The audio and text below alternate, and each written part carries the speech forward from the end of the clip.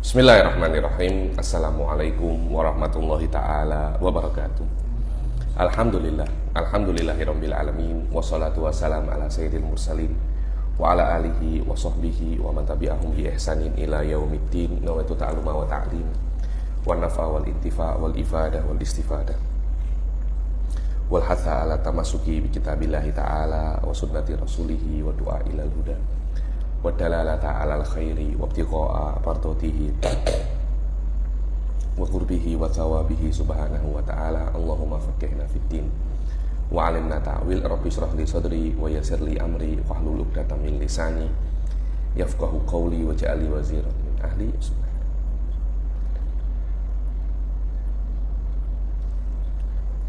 Alhamdulillah, kita jumpa lagi di kelas yang baru dan di masalah yang sangat penting sekali ya. Kita akan membahas di sini tentang khulasoh akidah Ibn Taimiyah yang dijelaskan oleh Syekh Said Foda di akhir kitab beliau Al-Kashifus Shaghir. Ini kan kitab Kashifus Shaghir. Kashifus Shaghir ini kitab membahas tentang akidah Ibn Taimiyah, bukan semua akidah ya, kan tetapi beberapa akidah saja. Beberapa akidah saja yang Syekh Said tengok bahwasanya akidah-akidah ini mempunyai peran yang sangat penting di dalam membangun akidah Ibnu Taimiyah. Karena itu beliau bahas akidah-akidah ini, hanya beliau membahas saja, tidak ada rot, tidak ada apa, cuma hanya menyebutkan bahwasanya hal ini dikatakan oleh Ibnu Taimiyah, kemudian disebutkan dalil-dalilnya daripada kitab-kitab beliau. Yang confirm itu adalah kitab-kitab beliau seperti Bayan Talbis Jahmiyah dan apapun itu. Jadi Al-Kashifus Shaghir ini adalah kitab yang menjelaskan tentang akidah Ibn Taimiyah. Karena itu namanya Al-Kashif. Al-Kashif ini detektor. Dia penyingkap. Penyingkap apa? Penyingkap apa sebenarnya yang diyakini oleh Ibnu Taimiyah. Nah, kata-kata Shaghir ini, kecil ini, maknanya yang dibahas di sini bukan semuanya, hanya beberapa akidah yang tertentu yang diyakini oleh Ibn Taimiyah, yakni akidah-akidah jelas yang tidak terafiliasi dengan akidah ahli sunnah wal jamaah. Nanti insya Allah akan ada kitab yang baru, Al-Kashif juga, tapi Al-Kabir. Al-Kabir ini beliau akan membahas hal-hal yang lebih banyak daripada akidah yang disebutkan di sini. Di sini kan hanya berkaitan tentang epistemologi dan zat dan sifat-sifat Allah. Nanti di Al-Kashifus Shaghir juga akan ada tentang nubuat dan para sahabat. Dan ini berbeda dengan salah seorang salafi di Indonesia, muda juga macam saya ya nih. Tapi saya bukan salafi, saya sunni. Dia sama-sama mudanya. Yang mengatakan bahwasanya Al-Kashifus Shaghir ini maknanya kecil, dengan makna akidah Ibn Taimiyah itu kecil gitu. Dia sangat remeh sekali, dia sangat hina sekali. Karena itu tidak perlu saya buat tebal-tebal. Saya buat semacam ini saja. Ada semacam meremehkan Ibnu Taimiyah. Saya rasa takrib semacam itu salah untuk Al-Kashifus Shaghir ini. Dan saya berkali-kali saya dengar Syekh Said mengatakan apa yang saya katakan daripada makna Al-Kashifus Shaghir. Ya jelas saya sebagai muridnya beliau yang sampai sekarang pun saya masih belajar dengan beliau kitab-kitab tinggi di mazhab ahli sunnah wal jamaah seperti Syarah Tawalik dengan Syekh Said Foda. Jadi saya lebih tahu apa yang dikatakan oleh Syekh Said Foda daripada orang yang tidak pernah belajar atau mungkin hanya berjumpa sekali dua kali dengan Syekh Said Foda ya. Minimum di dalam tafsir apa itu Al-Kashifus Shaghir. Yani Al-Kashifus Shaghir ini secara umum dibuat untuk penyingkap madhab madhab Ibn Taimiyah. Apa saja yang diyakini oleh Ibnu Taimiyah di dalam akidah-akidahnya, yang mana dulu itu Ibn Taimiyah itu sosok yang sangat diagung-agungkan bahkan sampai sekarang. Tapi dulu lebih-lebih lagi. Dulu kira-kira sekitar tahun 2000, Masya Allah ya ini. Siapa yang tak kenal Ibn Taimiyah ya ini. Ketika Syekh Said mengarang Kashifus Shaghir ini, banyak orang-orang itu macam menegur Syekh Said, atau jangan kau keluarkan Kashifus Shaghir dengan rot Ibn Taimiyah. Ibn Taimiyah itu macam naga yang akan menyembur api dan menghanguskan semua mukhalifnya. Ya ini hal-hal semacam itu, yang kata-kata semacam itu ghaliban ya ini berdasarkan mimpi atau berdasarkan ya ini menakut-nakuti tahwil. Sekarang macam mana Ibn Taimiyah makomnya beliau antara para penuntut ilmu? Ya ini sekarang antara ahli sunnah sendiri ketika disebutkan Ibn Taimiyah itu sudah melekat pada sosok Ibn Taimiyah ini. Oh, ini salah satu daripada penjaga gawang Mujassimah. So, tengok, kalau ada penjaga gawang neraka, ada juga penjaga gawang Mujassimah. Dulu tak ada semacam itu. Dulu itu yakni Ibn Taimiyah itu la yuzkar illa fi maqami ta'dhim. Bahkan orang-orang yang notabene terafiliasi dengan ahli sunnah berusaha untuk mentakwilkan Ibn Taimiyah, berusaha untuk menjadikan Ibn Taimiyah itu bagian daripada kita, ya, bagian daripada ahli sunnah, ya, dengan dalil apapun, yang penting Ibn Taimiyah ini sosok yang tak boleh disentuh sama sekali. Akan tetapi pada saat itu Syekh Said secara khusus tidak mengikuti arus yang mainstream, dan beliau menulis kitab Al-Kashifus Shabir. Subhanallah, untuk mengkritik Ibn Taimiyah, ya, ini Anda bayangkan pada saat itu bagaimana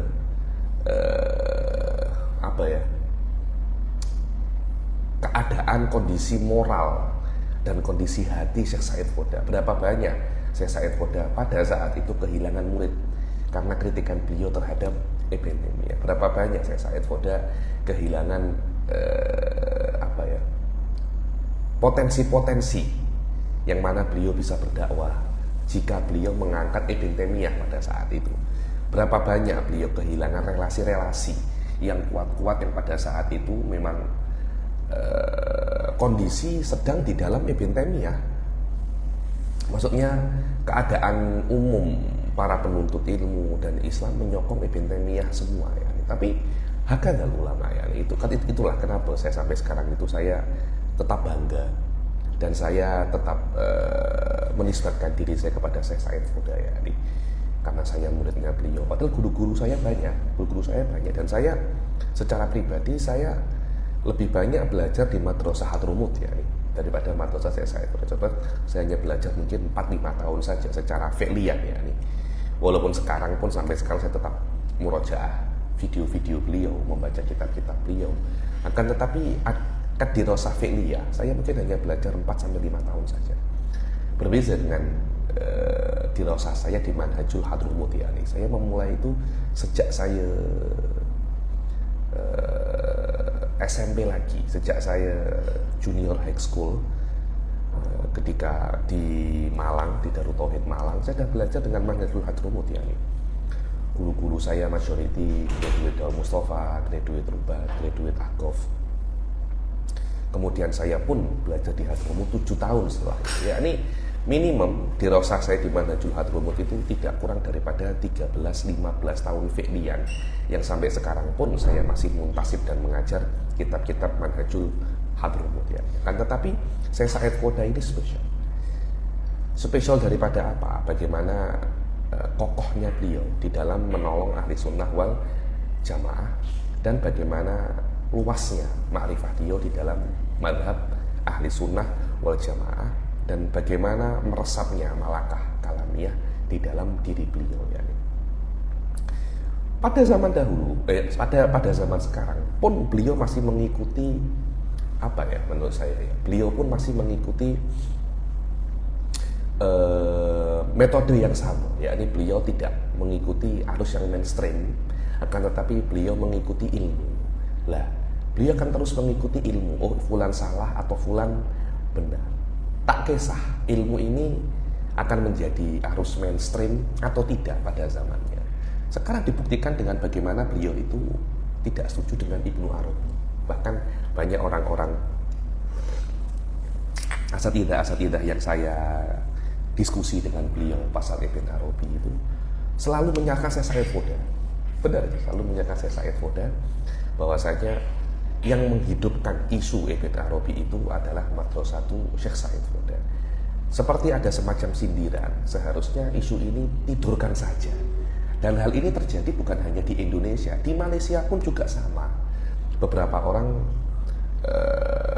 berjumpa dengan orang-orang dekat Syekh Said Foda dan meminta bahwasanya hendaklah isu-isu ini ditidurkan saja. Karena kenapa? Karena orang-orang itu dengan Syekh Ibn Arabi ini bukan pun mengamik pendapatnya, tapi hanya cinta saja. Bayangkan kalau orang yang Anda cintai disentuh, Anda marah apa tidak? Pada saat itu yang bergerak bukan akal Anda, tapi perasaan Anda yang nanti akan menyambung ke dalam otot ataupun kekuatan. Hal-hal semacam itu betul-betul yang terjadi dengan Ibn Arabi sekarang itu sama dengan yang terjadi dengan Ibnu Taimiyah. Saya rasa dimanapun Syekh Said Foda akan berada, beliau akan tetap mengikuti manhaj ini, dan inilah yang saya rasa itu susah dan akan yatrukul athar. Dia memang susah dengan makna iltizam dengan qawaid ilmiah ini sangat-sangat susah sekali. Dengan makna hidup kita harus diarahkan dengan qawaid ilmu, bukan apa yang diinginkan oleh masyarakat, bukan apa yang diinginkan oleh mujtama. Kalau mujtama senangnya maulid dengan dangdut, oke lah, tak ada masalah. Tak boleh, kita harus stay di dalam manhaj ilmiah. Walaupun manhaj ilmiah ini mayoritas tidak akan disukai masyarakat, Anda akan dikucilkan, Anda akan ditinggalkan, Anda akan Anda akan dianggap orang-orang yang aneh. Loh, betul itu. Dan rata-rata orang itu tidak mampu untuk iltizam dengan qawaid ilmiah, itu tidak mampu, kecuali hanya orang-orang pilihan. Tapi ketahuilah, mereka lah yang akan menjadi sejarah. Orang-orang yang komitmen dengan manhaj ilmu inilah yang akan menjadi sejarah. Mereka lah yang akan diingat setelah mereka itu meninggal. Orang-orang yang mengikuti arus mainstream akan dilupakan. Orang-orang yang komitmen dengan manhaj ilmiah inilah yang akan yang akan diingat selamanya, yang akan diingat selamanya. Kenapa ya? Karena komitmen mereka itu, karena komitmen dengan ilmu itu menjadikan diri Anda kuat, dan orang yang kuat itulah yang akan memberi kesan kepada orang-orang yang lain, hidup ataupun Anda mati. Karena itu kenapa saya Said Foda itu tetap sampai sekarang, kalau orang-orang Malaysianya cakap degil, terus mengkritik Ibn Arabi. Walaupun bahkan kalau Anda tengok ya, kalau Anda mengalami apa yang saya alami, ini apa yang saya alami ya nih, ketika saya mengkritik Ibn Arabi, ini bukan yang saya Said alami, saya saja. Ketika saya mengkritik Ibn Arabi, kawan-kawan saya sendiri,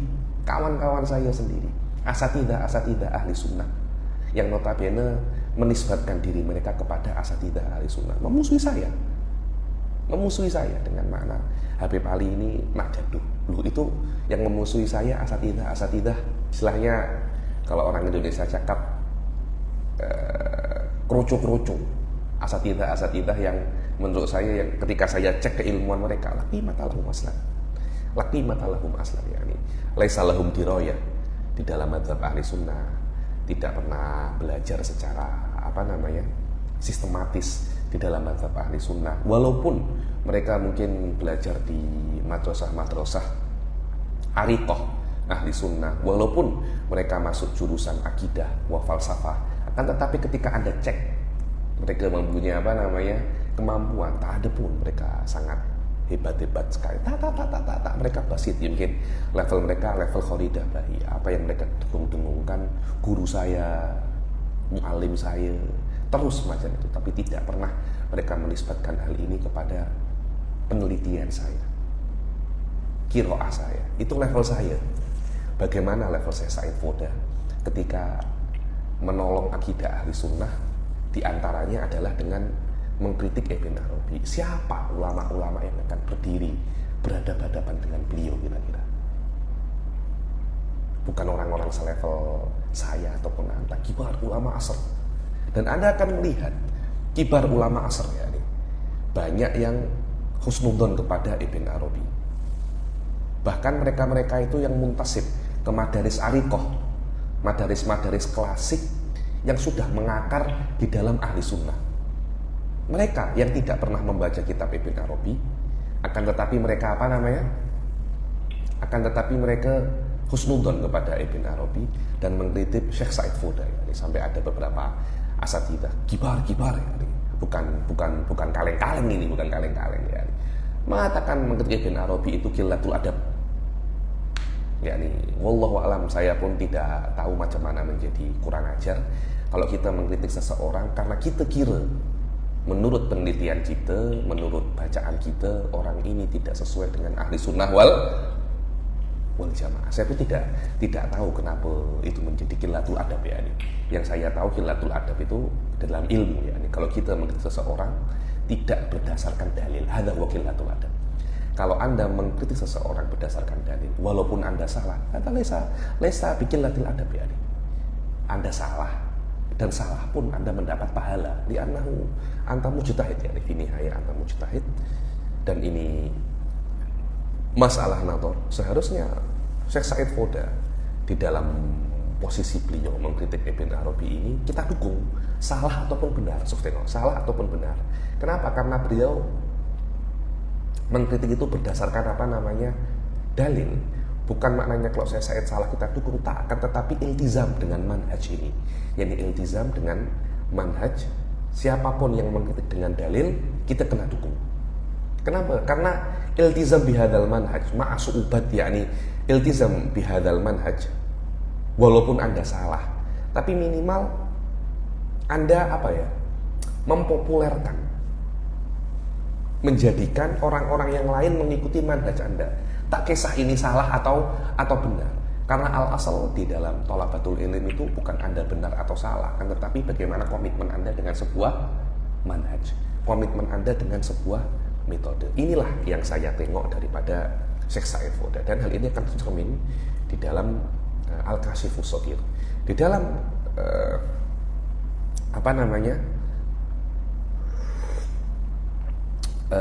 di dalam kesempatan kita kali ini kita tidak akan membaca Al-Kashifus Shaghir karena terlampau tebal. Insyaallah lahu fursatun ukhra, lahu mauqifun atau tempat lain yang insya Allah kita akan membaca Al-Kashifus Shaghir mungkin 20 kelas, 30 kelas wahakadha, untuk tengok tentang apakah memang benar yang dikatakan oleh Ibn Taimiyah daripada tajsim itu mansub ilaihi wa ma'khudun min kutubihi, atau hanya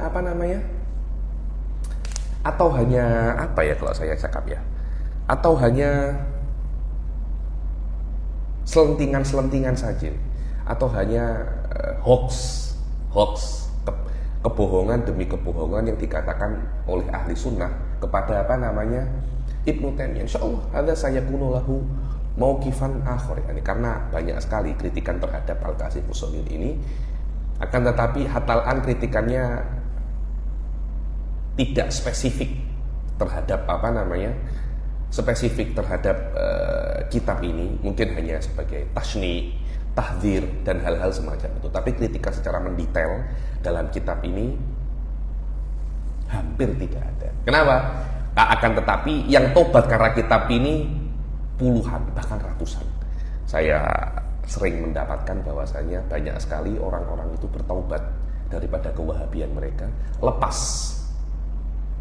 membaca Al-Kashifus Shaghir ini. Wallahu a'lam. Kemudian di akhir daripada kitab ini Syekh Said Foda menjelaskan khulasah akidah Ibn Taimiyah. Itu yang kita baca ya. Khulasah akidah Ibn Taimiyah. Bukan diskusi tentang akidah Ibn Taimiyah di dalam Kashifus Shaghir, tidak. Di dalam akhir beliau menyebutkan tentang khulasah aqaid Ibn Taimiyah fil masail al-mabhusah fi hadzal kitab. yakni ringkasan daripada akidah Ibnu Taimiyah. Apa saja akidah Ibn Taimiyah yang dibahas di dalam kitab ini? Bukan semua akidah ya, hanya beberapa akidah Ibnu Taimiyah saja. Loh, kenapa Habib ini kok membaca akidah Ibn Taimiyah? Dah penatkah membaca akidah ahli sunnah? Ya, sedikit banyak saya mulai penat lah membaca akidah ahli sunnah, karena dah banyak gila ya. Anda kalau tengok saya punya kelas-kelas akidah ahli sunnah ini, kitab-kitab yang sudah saya baca, saya rasa kalau 50 kitab ada kok. Hanya di dalam akidah ahli sunnah wal jamaah saya menjelaskan apa itu akidah ahli sunnah, apa itu ilmu kalam, dah banyak. Jadi saya rasa dah waktunya saya membaca beberapa kitab tentang akidah selain ahli sunnah, dan itu adalah wadhifah daripada mutakallim. Saya secara pribadi saya selalu menisbatkan diri saya kepada manhaj mutakallimin. Sahih, hadzal manhaj sha'ab. Akan tetapi manhaj ini mufid jiddan. Dia mufid, dia sangat berfaedah untuk bina malakah ilmiah. Dan di antara wadhifah seorang mutakallimin ada 3 sebenarnya. Yang pertama adalah menjelaskan mafahim akidah. Oh, apa sebenarnya yang Anda yakini? Anda jelaskan. Itu tugas pertama. Tugas kedua, membuktikan apa yang Anda yakini dan Anda jelaskan di wadhifah yang pertama itu benar. Membuktikan kebenaran apa yang Anda jelaskan. Yang ketiga, Anda membuktikan kesalahan akidah-akidah selain ahli sunnah wal jamaah. Dan ini yang saya lakukan sekarang. Yakni wadhifah yang ketiga daripada wadhifah mutakallimin, yaitu membuktikan akidah selain ahli sunnah wal jamaah itu salah. Cuma sebelum kita membuktikan kesalahan akidah selain ahli sunnah wal jamaah, seyogyanya kita jelaskan dulu apa sebenarnya akidah selain ahli sunnah ini. Dan ini adalah Uslubur Razi. Uslubur Razi di dalam kitab-kitab beliau itu menjelaskan sejelas-jelasnya akidah selain akidah ahli sunnah wal jamaah. Dijelaskan sejelas-jelasnya. Kenapa? Karena sesuatu yang buruk itu cukup untuk membatalkannya Anda menjelaskannya. Setelah Anda menjelaskannya, orang-orang yang paham pun tak nak ame ini, paham ya?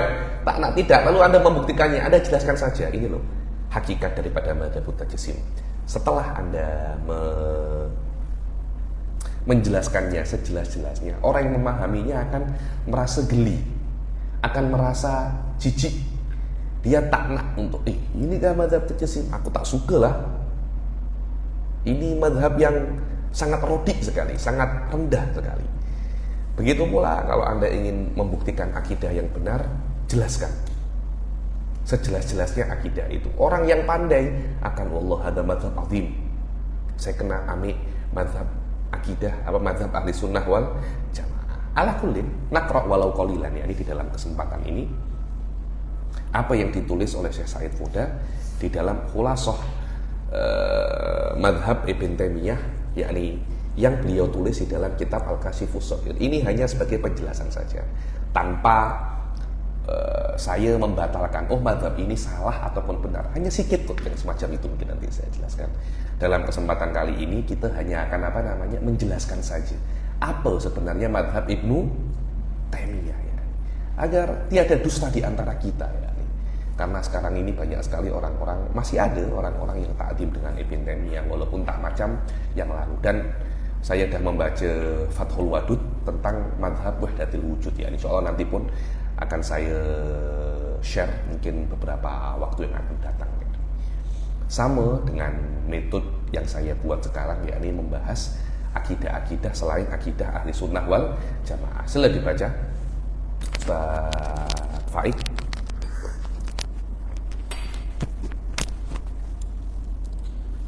Bismillahirrahmanirrahim. Qala al-muallifu rahimahullahu ta'ala wa nafa'ana bihi wa bi ulumihi fid dharain amin.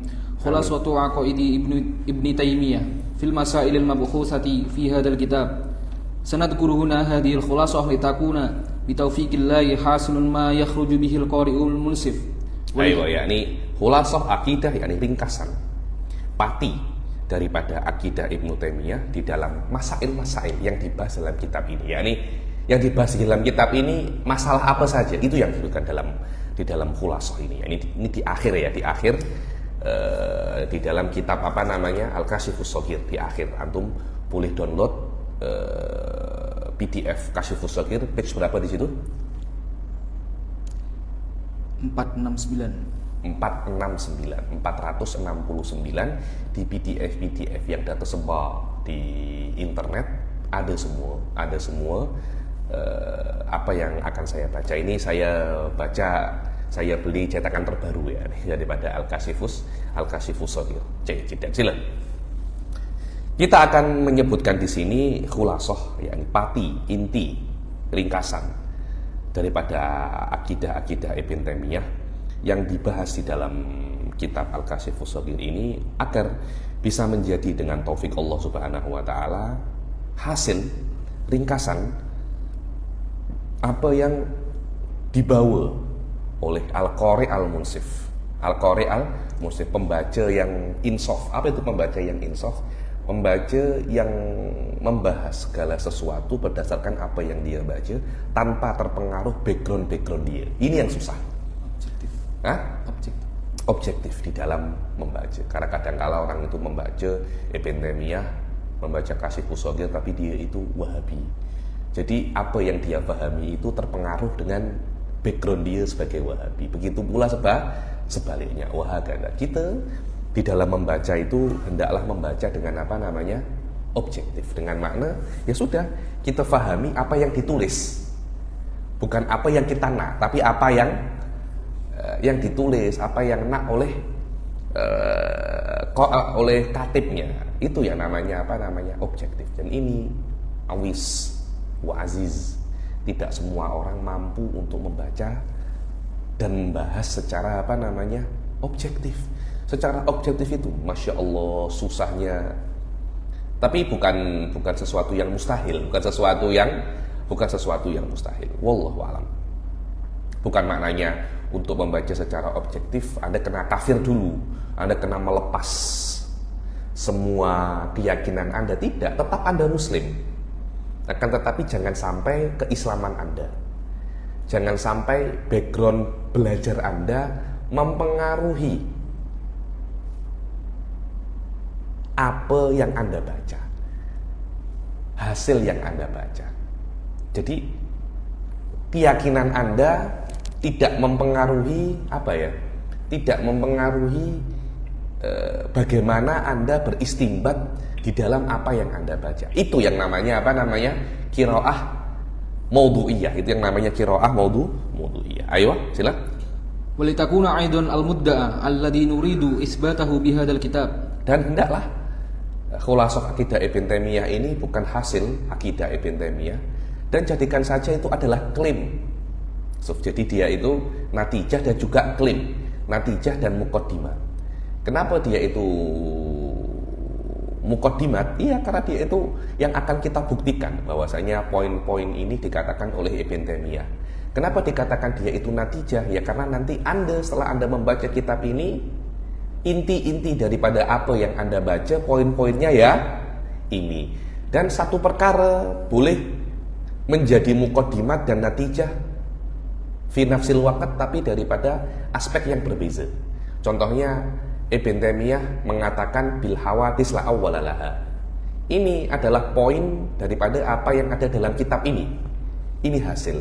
Begitu pula al-hawadits la awwalalaha, itulah yang ingin dibuktikan oleh Syekh Said Foda, bahwasanya Ibn Taimiyah mengatakannya diambil daripada kitab-kitab beliau. Jadi hawadits la awwalalaha, poin akidah Ibn Taimiyah dan poin yang akan dibuktikan oleh Syekh Said Foda. Lah, poin akidah Ibn Taimiyah itu natijah. Poin yang ingin dibuktikan muqaddimah. Tengok. Maka hawadits la awwalalaha natijatun wa muqaddimatun fi nafsil waqt, tapi daripada dua aspek yang berbeza. Apakah ini tanakut? Tidak. Tanakut itu kalau dia itu daripada jihah yang sama, daripada aspek yang sama. Ketika daripada aspek yang berbeza, itu bukan namanya apa? Tanakut. Ayo. Fahiyal mudda'a wan natijah ma'an. Maka poin-poin ini adalah muqaddimat dan natijah ma'an. Ayo. Wa kullu mudda'a yumkinu an yakuna huwa ainul matlub wan natijah idza uqima alaihi dalil. Dan setiap setiap klaim itu bisa untuk menjadi ainul matlub, ya, bisa untuk menjadi natijah. Kalau mudda'a ini sudah Anda buktikan nafsul mudda'a qabla iqamatil bayyinah mudda'a. Setelah iqamatil bayyinah nataij, semacam itu. Ayo. Wa sawfa nuwaddihu laka khulasata aqaid Ibn Taimiyah huna. Dan insyaallah kami akan menjelaskan intipati, ringkasan daripada akidah Ibn Taimiyah di sini. Seperti kalian lihat, kalau Anda baca kitab ini, Anda akan kalian lihat tercerai-berai, terpisah-pisah. Satu sini, satu sana, satu sini, satu sana, semacam itu. Di dalam khulasah ini yang tercerai-berai ini kami kumpulkan dalam satu matan kecil, ya, ini mungkin sekitar 20 atau 15 page. Semuanya membahas tentang akidah Ibnu Taimiyah. Ayo. Kama ra'aitaha bi'ainiha mufarraqah fi fusulin wa abwabil kitab ma'al adillah wan nusus min kalam Ibn Taimiyah. Seperti kalian lihat khulasah akidah Ibn Taimiyah tercerai-berai, satu halaman 100, satu halaman 150, plus nusus daripada kitab-kitab beliau sendiri. Wa ghayatuna, sila. Wa ghayatuna min hadha talkhis huwa ay yajma'al qari'a dihnah wa ya'rifa ijmalan ma aradna isbatah fil kitabi tafsilan. Aywa, dan maksud kami di dalam ringkasan ini untuk qari itu ya jema' dihnah, untuk dia itu mengumpulkan apa yang sudah dia baca lagi, agar dia mengikuti, agar dia mengetahui secara global apa akidah Ibn Taimiyah setelah dia membacanya secara tafsil, secara tafsil dengan dalilnya, dengan diskusinya. Sekarang dia kembali hanya menulis poin-poin apa yang sudah dia baca, karena sampai ke dalam poin-poin ini adalah hasil daripada apa yang Anda baca. Ketika Anda mengetahui poin-poin inti daripada apa yang Anda baca, tastajmi'ul afkar. Ketika Anda mengetahui poin ini, Anda bisa menjabarkannya lebih detail. Karena itu kan, dan ini kan maksud daripada qawaid fikih. Ketika Anda membaca Fathul Qorib, Anda membaca kitab-kitab fikih furu', itu kan terlampau banyak terlampau banyak masailnya. Akhirnya semua masail ini akan kembali ke qawaid fikih. Qawaid fikih ini adalah istijma'ul afkar dengan makna apa yang sudah Anda ketahui secara tafsir, semuanya akan kembali kepada poin-poin besar daripada qaidah. Wa hadza mufid jiddan ya, di dalam bagaimana cara Anda membaca. Sila.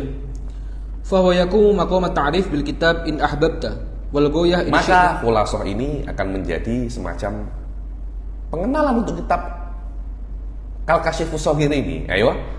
Wal ghayah in syi'ta wal mudda'a kadzalika wan natijah al khassah. Yakni khulasah ini yang saya tulis ini bisa menjadi pengenalan untuk kitab ini, atau kalau kamu inginkan, kalau kamu tafsir ini khulasah ini menjadi inti daripada kitab ini, tidak ada masalah. Karena inti daripada kitab ini ya poin-poin ini. Dan sebelum Anda membaca juga Anda mesti mengetahui ini yang akan dibahas di dalam kitab ini, poin-poin ini. Maknanya khulasah ini bisa menjadi pengenal, bisa menjadi ringkasan ghayah, khotimah terhadap kitab ini. Ayo. Maka dia itu adalah muqaddimah dan natijah ma'an. Ayo. Wal matlub al-hakiki min hadzal kitab huwa tahqiqu aqaidi ahli sunnah. Ayo, dan matlub yang sebenarnya dalam kitab ini adalah tahqiq. Tahqiq itu maknanya al-ghaus. Anda menyelam ke dalam sebuah masalah. Itu namanya tahqiq. Lah, menyelam ke dalam sebuah masalah itu mempunyai beberapa cara. Dengan cara Anda itu menyebutkan dalilnya, itu juga tahqiq. Dengan cara Anda menyebutkan suarnya, itu juga tahqiq. Akan tetapi tahqiq di dalam asyar itlaqatihi itu adalah dzikrul masalah biwajhin dzikrul masalah mufassalah ma'a dzikri dalil. Itu namanya apa? Tahqiq. Tapi di sini maknanya tahqiq atau dengan makna Anda benar-benar memahami hakikat daripada makna ahli sunnah wal jamaah, makna daripada akidah ahli sunnah wal jamaah secara mufassalah. Dengan cara apa? Anda merasuk ke dalam-dalam. Bagaimana? Apa makna merasuk ke dalam tadi itu? Dzikrul lawazim wa dzikrul suwar wa dzikrul adillah. Ayo, silakan. Wa tamyizuha an aqaidi ahli bid'ah atau in syi'ta qulta tamyizuha an aqaidi Ibnu Taimiyah. Ayo, dan Anda menyebutkan maksud daripada kitab ini, Anda menyebutkan apa saja akidah ahli sunnah wal jamaah, ada tahqiq apa makna akidah ahli sunnah wal jamaah dan membezakannya daripada akidah ahli bid'ah, terutama akidah Ibnu Taimiyah. Pas saya Said Foda wallahu alam selalu mengatakan Ibn Taimiyah itu ahli bid'ah. Ibn Taimiyah itu bukan ahli sunnah. Tapi wallahu alam sampai sekarang saya tidak pernah mendengar saya Said Foda mengatakan Ibn Taimiyah dhal. Ibn Taimiyah kalau kafir mustahil ya, saya kenalkan itu, karena berkali-kali beliau menafikan takfir kepada Ibnu Taimiyah. Karena takfir ini adalah mas'alatun fiqhiyah, bukan mas'alatun kalamiyah. Anda kena paham itu Ustaz Faik? Takfir mas'alatun fiqhiyah dengan makna yang bisa untuk takfir bukan Syekh Said Foda, bukan seorang mutakalim, seorang mufti atau qadhi. Loh, itu bukan saya menginginkan itu. Imam Ghazali dalam akhir kitab beliau Al-Iqtisad fil I'tiqad mengatakan hal semacam ini. Kenapa ketika Anda mengatakan fulan itu kafir? Ini banyak sekali lawazim fikihnya. Zaujahnya diceraikan, hartanya menjadi fake. Ini karena ada lawazim fikih ini, Imam Ghazali mengatakan takfir adalah urusan takfir adalah urusan qadhi, urusan mufti, karena ada lawazim fikihnya. Adapun kalimat ini kharij an ahli sunnah wal jamaah, madhab ini kafir, madhab ini bukan ahli sunnah, itu tugasnya mutakalimin. Kemudian tatbik hal ini kepada ashkhos muayyanin itu bukan urusan mutakalimin, itu urusan qadhi ataupun mufti. Beberapa asatidzah ahli sunnah ketika saya mengatakan semacam ini terkejut. Loh, maksudnya itu apa, Habib? Kok anta mengatakan Ibn Taimiyah bukan ahli sunnah tapi anda tidak mau mengkafirkannya? Loh, saya cakap ini masalah furu'iyah, ya sudah sesatkan. Saya tidak mau menggunakan kalimat sesat karena bisa difahami di Indonesia secara khusus hal yang kurang baik kan.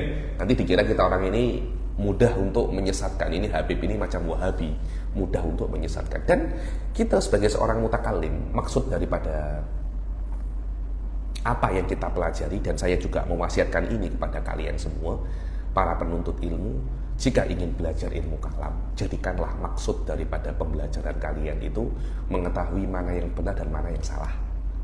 Bukan mana yang kafir, mana yang bukan. Karena salah belum tentu kafir, salah belum tentu sesat. Anda semacam itu. Walaupun mungkin ketika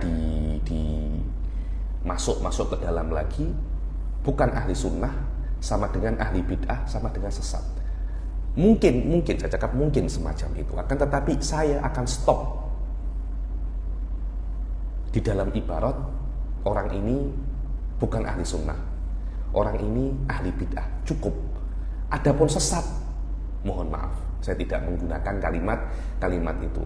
Kenapa? Karena kalimat ini mengisyaratkan hal-hal yang tak elok, terutama di dalam konteks Indonesia ya.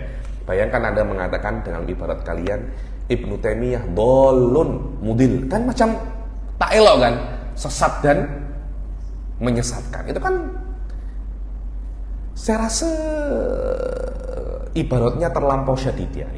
Yakni Syekh Said Foda, wallahu a'lam, selama saya belajar, saya tidak pernah melihat Syekh Said Foda mengatakan dolun mudil kepada Ibn Taimiyah. Syekh Said Foda biasanya akan mengatakan Ibnu Taimiyah ahli bid'ah, Ibn Taimiyah bukan ahli sunnah. Itu saja ibarat-ibarat yang akan Syekh Said Foda ucapkan fi haqqi man khalafa madzhab ahli sunnah wal jamaah. Karena itu jangan paksa orang lain untuk kan sesatkan. Saya tuh ada semacam itu.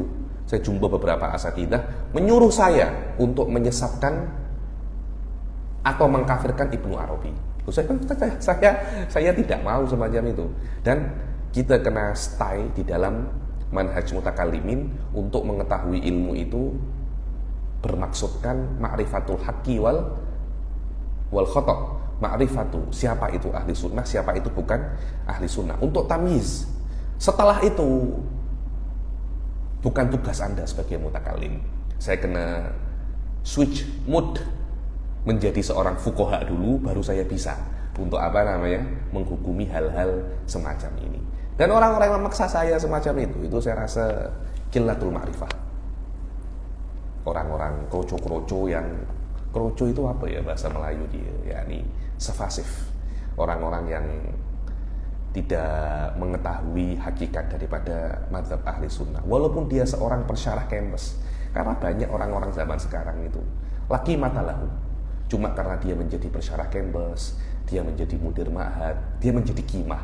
Jadi qimahnya itu bukan karena ilmu yang ada di dalamnya, akan tetapi karena dia seorang pensyarah kampus, dia seorang mudir ma'had, dia seorang pengajar senior. Dan jika semua ini hilang daripadanya, dia ada pencen kah? dia tidak menjadi mudir ma'had, wallahi tidak akan ada yang bersalaman dengan dia. Lewat je tak nak assalamualaikum. Betul apa tidak? Masih dia menjadi pensyarah assalamualaikum. Kenapa? Karena engkau pensyarah, engkau ada apa? Engkau punya jawatan. Engkau punya jawatan. Tapi hakikat daripada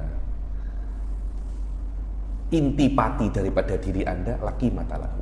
Kimah Anda dalam jabatan Anda, dan jabatan yumlak wa yum alik ya ini. Soalnya kadang-kala Anda sekarang punya jabatan tinggi, esok engkau tak punya jabatan tinggi. Ya ini ketika semua ini kita lucuti, fulan bin fulan ini laki matalahu aslan. Karena itu hakikah di dalam kimah dzatiyah al-ilm. Harta itu berapa banyak orang sekarang kaya, bulan depan miskin. Banyak apa tak Syekh Margo? Banyak, apalagi dulu itu ketika Krismon Indonesia tahun 98. Minggu lalu jualan kereta itu mobil. Minggu lalu jualan kereta. Minggu ini jualan burger. Terus tengok. Apa ya? Terbalik, terbalik, berbeza dengan ilm. Ilm ini bukan sesuatu yang ilm ini bukan sesuatu yang semacam itu. Anda akan tetap alim walaupun Anda itu sudah meninggal. Selepas Anda meninggal, skill Anda setelah Anda meninggal pun skill Anda akan tetap dipakai. Tengok Imam Syafi'i, tengok Imam An-Nawawi. Ayo. وهذا التمييز ضروري جدا لأهل السنة خصوصا في هذا الزمان الذي اختلطت فيه العقائد. Ayo. Dan membezakan tamyiz antara akidah ahli sunnah dan selain ahli sunnah itu doruriyun jiddan, sangat-sangat penting bagi ahli sunnah, terutama di dalam zaman ini, yang mana pada zaman ini itu ikhtalatotil aqaid, akidah ini fi'lan ya, dah bercampur-campur.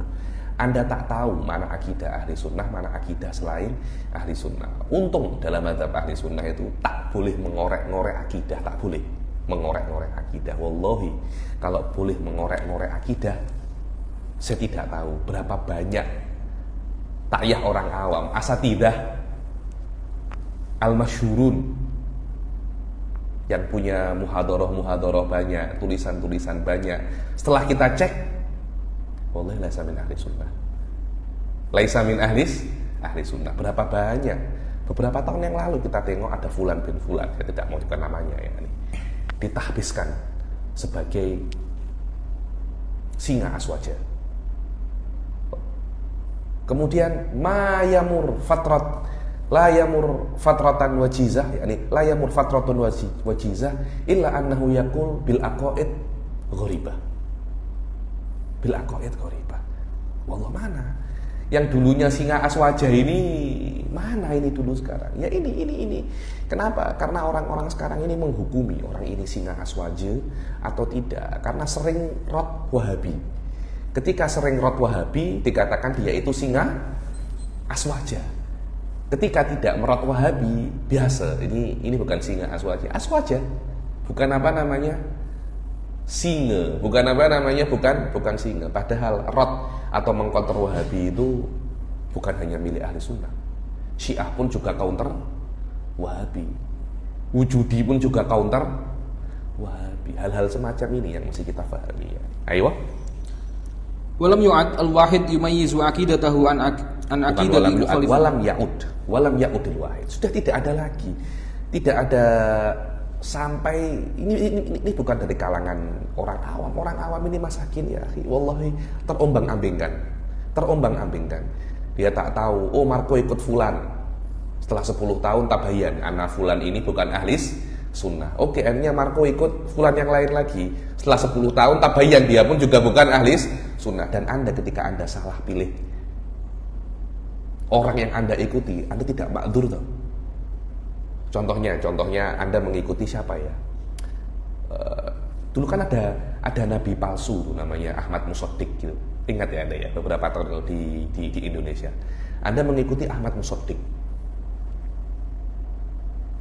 Ternyata setelah 10 tahun Anda paham dia salah. Anda pindah ke Lia Eden, ternyata juga salah. Apakah Anda makdzur karena Anda salah? Loh, saya kan tidak tahu. Lah abadan. Pada hari kiamat kalau Anda meninggal dalam keadaan Anda muttabi ke Ahmad Musaddiq, Anda muttabi ke Lia Eden, walaupun Anda salah, Anda akan tetap mukhalad finnar tuh. Anda akan tetap kekal di neraka. Loh, saya kan tidak tahu. Tidak tahu itu tidak selalu menjadi uzur. Terutama jika Anda tinggal di Jawa. Di Jawa ini ulama ini banyak. Anda tidak tahu, Anda tinggal di belantara Papua, masuk akal. Anda tidak tahu. Lah kalau Anda tidak tahu Anda di Kudus, makul ada. Anda tidak tahu Anda di Gunung Pati, makul ada. Lah, itu karena taksirnya Anda, karena Anda tidak belajar. Dan berapa banyak orang awam itu tak nak belajar? Berapa banyak, Ustaz? Orang awam tak nak belajar, berapa banyak? Hampir semuanya tak nak belajar. Sudah belajar ini sora bidoah musjah. Tak ada orang nak belajar akidah ini. Tak ada orang nak belajar agama ini. Rata-rata orang sekarang hadir mau idoh hasanah bas. Ini sudah alim-alim, saya nak hadir majelis taklim. Apa majelis taklim? Mau itu hasanah. Baca 1-2 hadis, pulang. Wah, bukan cara yang benar ya nih untuk menjadikan Anda itu mengetahui apa akidah Anda. Saya tidak cakap itu tidak berfaedah, itu berfaedah. Tapi apakah cukup untuk mengeluarkan Anda daripada kewajiban Anda untuk belajar? Lil asaf. Ayo. Wa minal masaib al-kabirah ay yakhuddu katsirun min masyayikh ahli sunnah an-nasa ala qiraati kutubi Ibnu Taimiyah. Ayo, dan daripada musibah yang besar itu banyak sekali masyayikh ya, ini ulama-ulama ahli sunnah. Ini di zaman Syekh Said dulu. Syekh Said ketika mengatakan masyayikh ahli sunnah maknanya kibar masyayikh ahli sunnah, malah merekomendasikan orang-orang itu untuk membaca kitab-kitab Ibnu Taimiyah yang sekarang beberapa tahun yang lalu diharamkan di banyak negara untuk membaca kitab-kitab Ibn Taimiyah, yakni di mana namanya, di Mesir dilarang untuk dibaca kitab Ibnu Taimiyah. Dulu sebelum ada pelarangan itu masyayikh ya nih merekomendasikan untuk membaca kitab-kitabnya Ibnu Taimiyah. Ayo. Donina anna masailil khilaf innama hiya fi mujarradi ta'bir anil aqaid. Karena masyayikh ini merasa bahwasanya perbezaan antara Ibnu Taimiyah dan ahli sunnah itu hanya di dalam pengungkapan masalah saja. Bagaimana cara menjelaskannya, tapi hakikat daripada masalah tidak berbeza. Mereka kira semacam ini, ya mereka salah. Loh, ini kan masyayikh, masa salah? Ya biasa, namanya orang itu bisa bisa salah. Kalau masyayikh nggak bisa salah ya, bisa salah mereka itu. Ayo. Sila. Aw 'alal aksar fi masail far'iyah mutanasirah huna wa hunaka fi kutubihi. Ayo, atau mayoritas di dalam ada perbezaan, tapi perbezaannya di dalam masail far'iyah saja. Ya, yang pertama tidak ada perbezaannya hanya di dalam takbir wal khilafu lafdiyun. Satu lagi yang masyayikh mengatakan ada perbezaan, tapi perbezaannya far'iyah. Ala kullin Ibnu Taimiyah ahlis sunnah. Ayo. Sila. Wa bina'an ala tasawwurihim hakamu bi annahu la dhira 'ala an-nasi min dalik. Yakni maka menurut apa yang mereka fahami daripada kitab-kitab Ibn Taimiyah ini tidak ada masalah orang-orang itu mengkaji kitabnya Ibn Taimiyah, karena khilafnya kalau tak khilaf lafzi ya khilaf far'i saja. Ayo. Wahum la yudruna annahum bihadzal mauqif yahkumuna ala aqidatihim bil fana. Dan mereka tidak tahu ketika mereka mengatakan semacam ini, mereka itu menghancurkan akidah mereka sendiri. Ayo. Li'annahum kaman yaquluna li ghairihim innana nahkumu ala kulli ma yasduru min hadzal rajul bis-sihah was-salamah min al-'aib. Wa ma in yantahu min kalamihim hadza hatta yufaji'u bi nafsi rajul hatta yufaja'u bi nafsi rajul alladhi 'addaluhu wa wathiqu bihi yahkumu alaihim bid-dhalal wal ifsad wal inhiraf an tariqi syar'i al-hanif. Karena ketika mereka itu mengatakan bahwasanya tidak ada masalah, baca aja kitabnya Ibn Taimiyah, orang ini oke, orang ini cantik, pendapat-pendapatnya semuanya oke. Mereka baru aja mereka cakap pasal ini, mulai seminggu 2 minggu orang-orang mulai membaca kitabnya Ibn Taimiyah. Ternyata dalam kitab-kitabnya Ibn Taimiyah banyak sekali kritikan-kritikan terhadap akidah Asy'ariyah. Jadi Ibn Taimiyah membatalkan akidah mereka sebenarnya, akidahnya ahli sunnah. Masyayikh ahli sunnah malah mengatakan ini orang yang baik, sama dengan Ibn Arabi. Tak jauh ya, ini kita mengatakan hada wali, baca kitab-kitabnya. Akan tetapi ketika kita membaca kitab-kitabnya Ibn Arabi, banyak sekali kritikan-kritikan terhadap manhaj ahli sunnah wal jamaah. Ayo. Hada huwa bid-dabt halu hadhihi at-ta'ifah minal masyayikh. Dan inilah secara spesifik kondisi kelompok ini dari kelompok masyayikh ini yang merekomendasikan membaca kitab-kitab Ibnu Taimiyah. Wa haula'il masakin, wa haula'il masakin yaquluna qad waqa'u farisata jahlihim. Dan mereka yang masakin ini sudah menjadi mangsa daripada kebodohan mereka. Ayo. Wa yasbahuna amaman nas fi mawqifi haraji ba'da dalik. Dan mereka akan menjadikan diri mereka itu di depan banyak orang itu fi mawqifin harij. Harij ini kondisi yang kritikal. Kif. Saya merekomendasikan membaca kitab-kitab Ibn Taimiyah. Ternyata kitab-kitab Ibn Taimiyah membatalkan akidah ahli sunnah wal jamaah. Ini kan kondisi yang sangat kritis ini kritikal, yang memalukan, yang mereka meletakkan diri mereka di depan orang-orang. Ayo. Fa imma aywafiqu ala hukmihi wa ra'yihi fayahkumu ala anfusihim bid-dhalal aw yu'aridu fayakunu qad tanaqadu. Karena mereka pada saat itu masyayikh ini akan dihadapkan di dalam dua pilihan yang sulit. Mereka akan terus mengatakan tetap baca akidah Ibn Taimiyah, tetap baca kitab-kitab Ibnu Taimiyah. Pada saat itu mereka akan dihadapkan tentang tabdi' wa tafsik Ibn Taimiyah kepada mereka. Loh, Syekh ini menyuruh saya membaca kitab Ibn Taimiyah. Kitab Ibn Taimiyah menyesatkan Asy'ariyah. Maknanya Syekh ini sesat. Loh, kan jadi senjata makan tuan kan. Yang kedua, baca kitab Ibn Taimiyah. Tapi lepas ada macam tabdi' wa tafsik ini mereka jangan baca. Akhirnya perkataan mereka antara hari ini dan 2 bulan setelahnya ada tanakut. Jadi mereka imam menyesatkan diri mereka sendiri atau mereka menisbatkan diri mereka kepada tanakut. Ayo. Walidhalika fa innana nara himayatan li'aqaidin nas annahu yajibul isyarah wat tamyiz bi sarahatin wa quwwah ala masailil ikhtilaf liyatimma tahdirun nas minha wa min man yaqulu biha. Karena itu kita melihat untuk pendapat kami Syekh Said Khoda sebagai menjaga akidah-akidah orang, akidah-akidah manusia, maka kita wajib untuk isyarah, untuk mengisyaratkan apa saja akidah Ibn Taimiyah dan membezakan mana akidah Ibn Taimiyah mujassimah dan mana akidah ahli sunnah bisorohatin wa quwwah, dengan jelas dan kuat. Dengan jelas maknanya tidak menggunakan ibarat-ibarat yang ambigu, yang tak jelas. Biquwwah maknanya muayyadah bidalil. Hadza huwa bisorohatin wa quwwah. Terhadap masail-masail ikhtilaf, liyatimma tahdzirun nas minha, agar kita bisa untuk memperingatkan manusia, orang-orang daripada akidah-akidah tersebut dan daripada orang-orang yang yang berpendapat akidah tersebut Dan posisi inilah posisi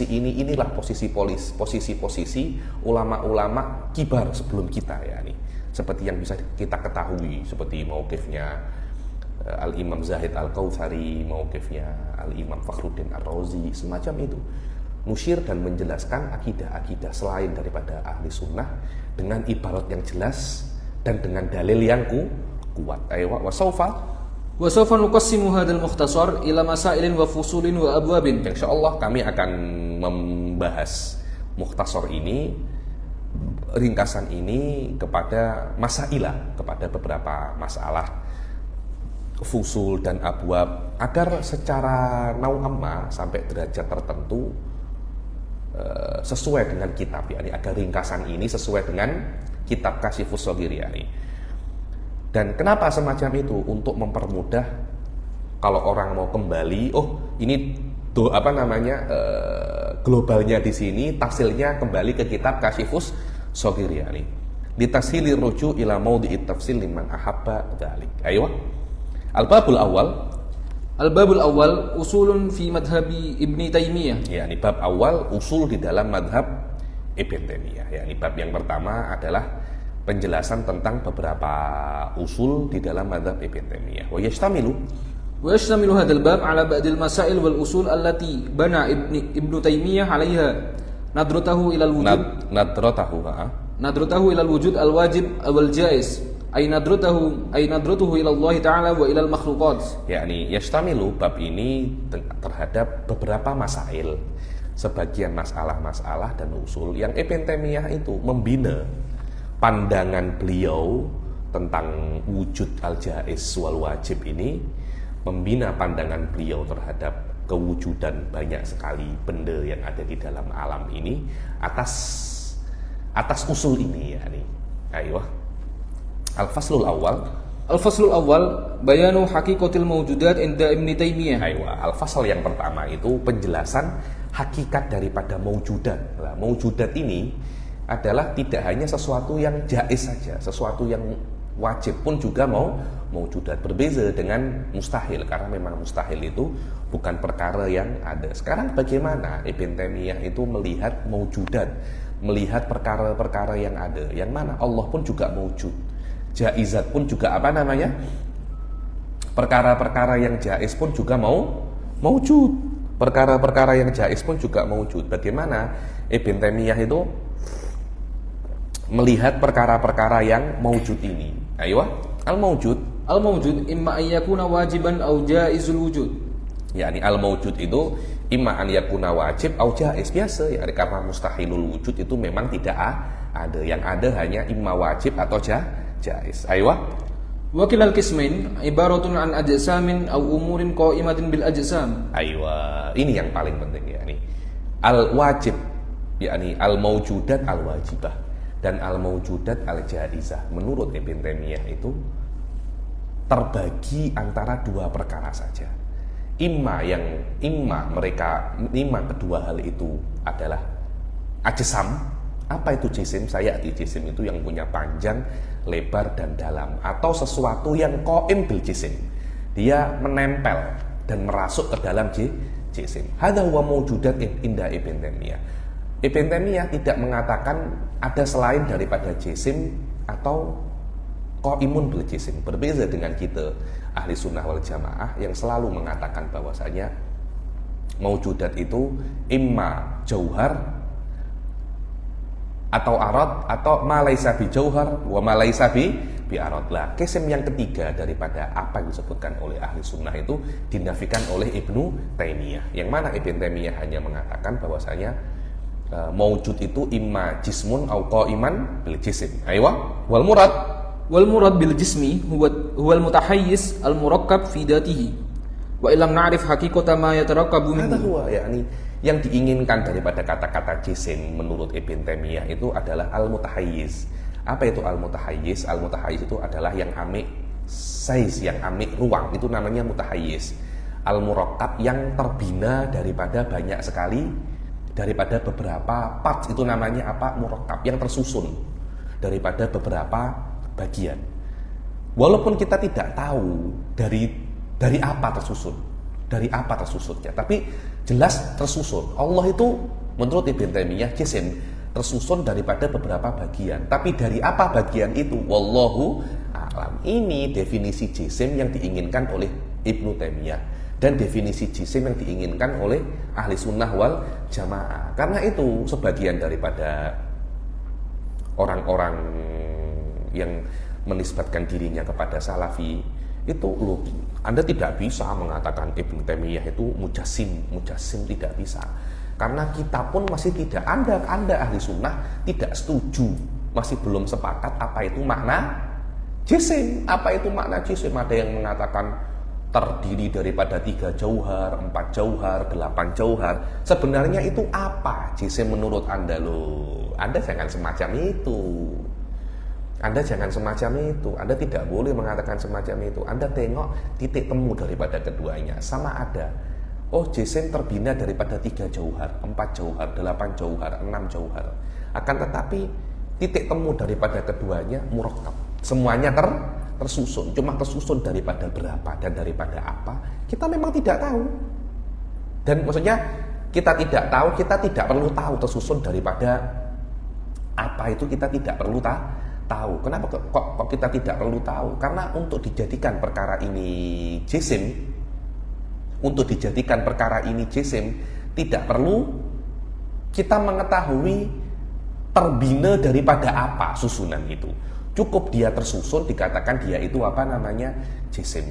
Jadi kalau ada asatidah daripada Wahabi mengatakan bahwasanya mujassimah itu apa namanya jisim itu inda Ibn Taimiyah itu mukhtalafun fi hada kalam fadhiyan, itu hanya omong-omong kosong, dan dia tidak mengetahui dan tidak membaca akidah Ibn Taimiyah dengan benar. Ayo. Wal jismu ma yumkinu fardu salasati ab'adin fihi. Ayo, dan yang namanya jisim itu yang bisa untuk kita farad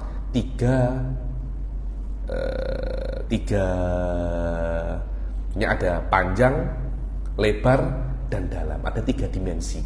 Salah satu apa? Ada dimensi lebar, panjang, dan dalam. Yakni jisim yang mempunyai 3 dimensi ini.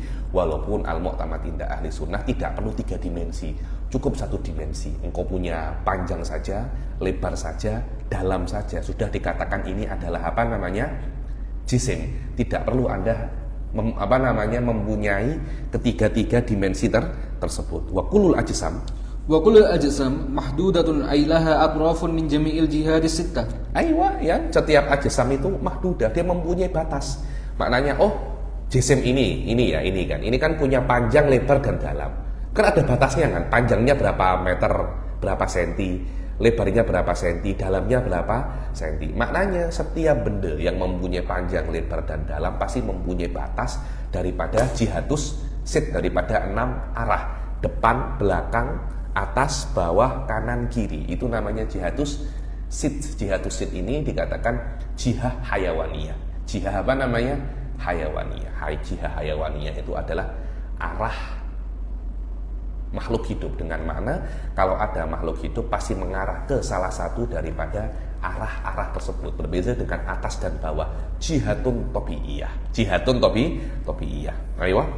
Wala yumkinu ayyujad jismun du ab'adin la mutanahiyah. Tidak mungkin ada yang namanya jisim mempunyai dimensi tapi tidak terbatas. Dia bawah, dia mempunyai arah bawah tapi tidak terbatas. Maknanya ini kan mempunyai panjang kan, tapi panjangnya tidak ada batas. Lebarnya ada batas, panjangnya tidak ada batas. Itu tidak boleh. Dan ini yang dikatakan oleh Qadhi Abi Ya'la, yang mengatakan Allah itu mempunyai jihatul fuq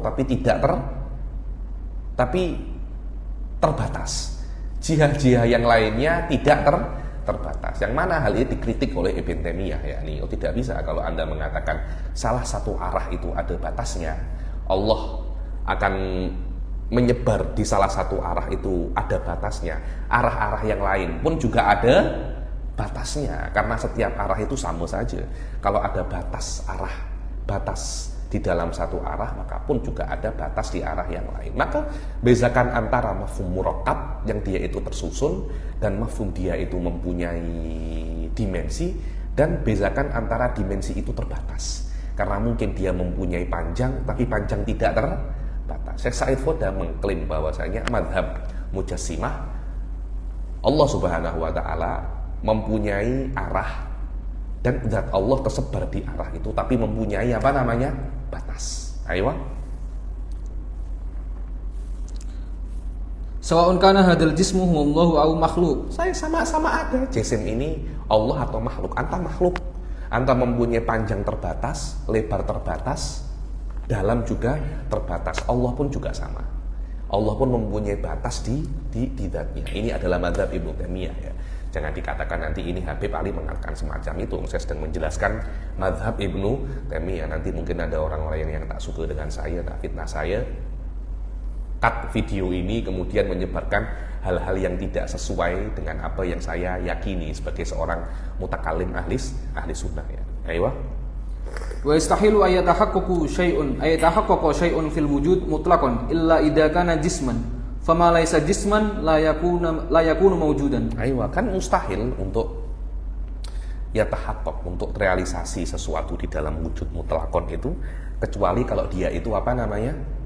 Jismun, kecuali kalau dia itu apa namanya, jisim, dan selama dia itu bukan jisim maka dia tidak akan bisa untuk apa namanya, dia tidak akan bisa terrealisasi. Yakni menurut Ibn Taimiyah di dalam dunia ini ya hanya ada dua saja, ima jisim dan qaimun bil jisim. Selama dia itu bukan jisim atau qaiman bil jisim maka dia itu tidak akan terjadi. Ayo al-faslu tsani. Al-faslu tsani wasailul ma'rifah 'inda Ibnu Taimiyah. Ayo, yang kedua, fasal yang kedua itu menjelaskan tentang wasailul ma'rifah. Apa wasailul ma'rifah ini? Adalah nadhariyatul ma'rifah, epistemologi pengetahuan. Dengan makna dari mana Anda itu bisa untuk mengambil pengetahuan Anda. Indah ahli sunnah wal jamaah, epistemologi pengetahuan itu ada tiga. Akal, khobarus shadiq, wal hawasul khomas, ada tiga. Akan tetapi menurut Ibn Taimiyah, epistemologi yang beliau angkat dan beliau jadikan muktamad untuk mengambil pengetahuan itu hanya satu. Apa itu? Panca indera saja. Selain panca indera, tapi di dalam panca indera. Ayo. Wasailul ma'rifah al-wahidah hiyal hawas al-khamsah. Yakni wasail ma'rifah, satu-satunya wasail ma'rifah menurut Ibn Taimiyah itu adalah lima panca indera saja.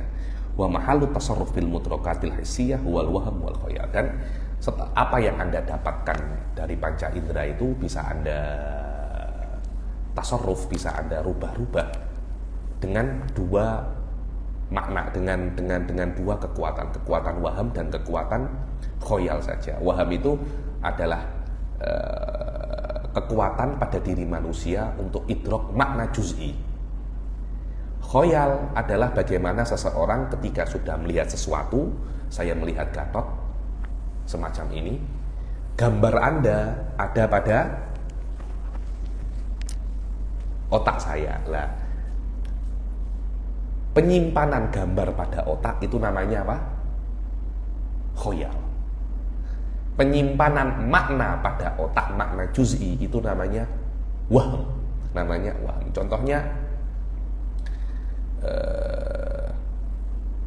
rasa sayang ibu kepada anak itu makna kulli. Rasa sayang ibu Anda kepada Anda makna juz'i. Lah, untuk istimbat makna juz'i itu diperlukan wahm. Untuk istimbat makna kulli diperlukan akal. Subhanallah. Ayo. Ibn Taimiyah hanya mengakui hawasul khamsah dan hal-hal yang berkaitan tentang juz'iyat, yaitu al-wahm dan khoyal. Adapun akal, tugasnya hanya menyusun-nyusun dan menggabung-gabungkan apa yang sudah didapatkan oleh his, wahm, dan khoyal. Ayo. Wa amal aqlu fawadifatuhu at-ta'lifu wa tamyizul mudrakat an tariqi hadhil hawas. Terus adapun akal tugasnya itu tidak bisa untuk istimbat makna kulli, hanya sebagai taklif. Taklif itu hanya menggabung-gabungkan dan memilah-milahkan apa yang sudah diamik daripada pengetahuan yang Anda dapatkan daripada panca indera Anda. Dan Anda tidak akan bisa untuk mengetahui dengan akal sedikit pun. Akal tidak akan bisa untuk mengetahui sesuatu yang tidak bisa diketahui oleh panca indera, waham, dan khoyal. Loh, kita sebagai ahli sunnah ini sebaliknya. Akal ini akan bisa menghandle sesuatu yang tidak bisa dihandle oleh tiga perkara ini. Mizah akal yang paling kuat, dia bisa untuk mengetahui sesuatu yang Panca indera tidak bisa untuk mengetahuinya. Panca indera hanya bisa mengetahui umurun juz'iyah. Akal bisa mengetahui umurun kulliyah. Ini yang paling penting daripada mizatul akal. Dan hal yang paling penting daripada mizatul akal ini dinonaktifkan dan ditolak oleh Ibn Taimiyah. Yang mana akal pun kalau mempunyai faedah, dia hanya bantuan kepada panca indera, waham, dan khoyal. Ahli sunnah sebaliknya, 3 perkara ini hanya membantu akal saja. Ayo, wa kullu mawjudin fayumkinu idrakuhu bi ihdal hawas al-khams wa hiya as-sam'u wal basaru wal ru'yatu wasyammu wad dawqu 'ala al-aqal. Ayo, dan setiap perkara yang ada itu akan bisa diketahui dengan salah satu daripada 5 panca indera. Apa itu? Pendengaran, penglihatan, ru'yah ini ya hampir sama dengan dengan basar. 5 panca indera ma'ruf ya ini. Lames, touch, indera perasa, pendengar, pelihat, lidah, untuk mencicipi, yang terakhir penciuman. Bes. Ya, ini Ibn Taimiyah mengatakan segala perkara yang ada harus bisa diketahui dengan 5 panca indera. Kalau dia ada tapi tidak bisa diketahui melewati panca indera, maknanya dia bukan perkara yang ada. Ini adalah bagaimana Ibn Taimiyah memahami perkara-perkara yang mawjud. Ayo. Wal aslu fi kulli mawjud ayyajuza idrakuhu bi jami'i hadhil hawas. Wal asal di dalam setiap perkara yang mawjud itu bisa diketahui melewati hawas-hawas ini, akan tetapi sebagian maujudat hanya bisa 4 saja. Bisa diketahui dengan 4 indera, tidak bisa untuk dirasakan. Kenapa? Karena kalau dirasakan itu sebagian akan berkurang. Seperti Anda merasakan makanan, kan Anda ambil sikit kan? Maknanya sikit daripada makanan ini akan terpisah dan sebagian akan Anda rasakan masuk ke dalam tubuh Anda. Allah bisa dilihat, bisa didengar, bisa disentuh, bisa dicium, tapi tidak bisa dirasakan. Tidak bisa. Kenapa? Kalau Allah bisa dirasakan, wa na'udzubillah, yakni ma hadzal kalam ya akhi, ma hadzal kalam. Tapi hadza hakikat mazhab Ibn Taimiyah, yakni kalau Allah bisa dirasakan, sebagian daripada Allah akan terpisah dan ada pada diri Anda. Karena itu Allah hanya bisa diketahui melewati 4 ini, tidak bisa diketahui melewati dzauq. Akan tetapi sebagian dari maujudat itu tidak bisa untuk tadzawuq, tidak bisa untuk dirasakan, tidak bisa untuk dicicipi, seperti wajibil wujud wallahu subhanahu wa ta'ala. Wa na'udzubillah ma hadzal kalam ya akhi. Kalam syani' sah? Kalam syani'. Kalam yang sangat buruk sekali kan, tapi ini hakikat daripada mazhab Ibnu Taimiyah. Kenapa? Karena Allah Subhanahu wa taala tidak bisa untuk terpisah. Selama tidak bisa untuk terpisah, dia tidak bisa untuk dirasakan. Adapun lamas, touch, Anda menyentuh Allah, boleh-boleh saja. Anda bisa untuk menyentuh Allah dan Allah bisa untuk menyentuh Anda. Subhanallah. Yumkinul lamas alaihi wa minhu. Maknanya Anda nak menyentuh Allah, bisa. Allah nak menyentuh Anda juga bisa. Kenapa tidak boleh? Menurut Ibn Taimiyah ini, li jami'il maujudat, sama ada maujudat ini najisah atau tahirah. Allah nak menyentuh najasah, bisa. Mungkin, tapi nanti akan ada pertanyaan, Allah nak tak? Nah, seperti itu. Allah tak apa tidak untuk menyentuh perkara-perkara yang najis? Kita Ahlussunnah wal Jamaah mustahilun aklan Allah menyentuh semacam itu, karena Allah itu tidak mempunyai size. Mazhab Ibn Taimiyah Allah bisa, cuma mungkin nanti Allah mau atau tidak. Maknanya Allah bisa untuk menyentuh perkara-perkara yang najis dan Allah bisa untuk menyentuh perkara-perkara yang suci. Wallahu a'lam. Natawaqqaf ila hadzal qadar insyaallah. Al-faslu salis di antara akidah Ibn Taimiyah al-alam qadimun bin nau' hadisul afrad, insyaallah kita akan baca di pertemuan akan datang. Insyaallah kita akhiri sampai sini. Wabillahi taufiq wal hidayah. Waridha wal inayah. Assalamualaikum warahmatullahi taala wabarakatuh.